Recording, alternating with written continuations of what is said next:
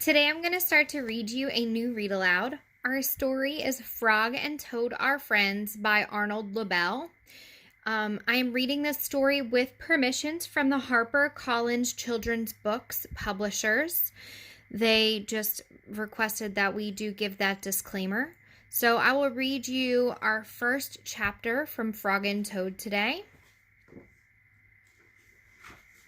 And the title of our story is called Spring. The title of our chapter is called Spring. Frog ran up the path to Toad's house. He knocked on the front door. There was no answer. "Toad! Toad!" shouted Frog. "Wake up! It is spring!" "Blah!" said a voice from the inside of the house. "Toad! Toad!" cried Frog. "The sun is shining! The snow is melting! Wake up!" "I am not here," said the voice. Frog walked into the house. It was dark. All the shutters were closed. "Toad, where are you?" called Frog. "Go away," said the voice from the corner of the room. Toad was lying in bed. He had pulled all the covers over his head. Frog pushed Toad out of bed. He pushed him out of the house and onto the front porch. Toad blinked in the bright sun. "Help!" said Toad. "I cannot see anything!" "Don't be silly," said Frog. "What you see is the clear, warm light of April. And it means that we can begin the whole new year together, Toad. Think of it," said Frog. "We will skip through the meadows and run through the woods and swim in the river. In the evenings, we will sit right here on this front porch and count the stars." "You can count them, Frog," said Toad. "I will be too tired. I am going back to bed." Toad went back into the house.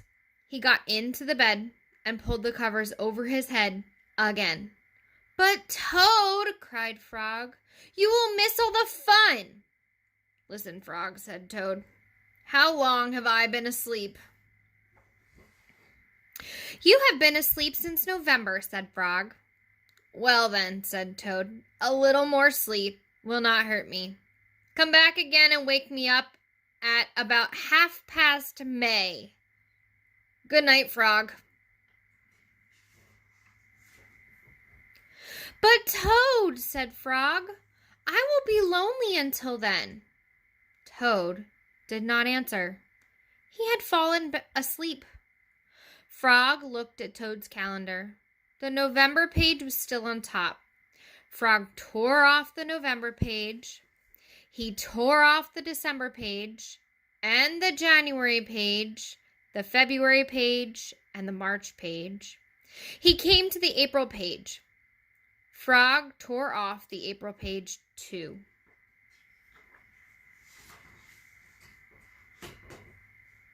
Then Frog ran back to Toad's bed. "Toad, Toad, wake up! It is May now." "What?" said Toad. "Can it be May so soon?"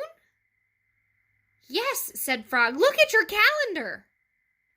Toad looked at the calendar. The May page was on top. "Why, it is May," said Toad as he climbed out of bed. Then he and Frog ran outside to see how the world was looking in the spring. Our next chapter is called The Story. But I read this first chapter and it just made me think about how spring is actually here. And we are at a time where we are having to deal with a lot of emotions and not feeling like we are wanting to be up and around because we have to be inside our house. Please just keep smiling and trying to find a positive to each day. Write in your diary something that you have completed or done each day. I'll read to you again tomorrow.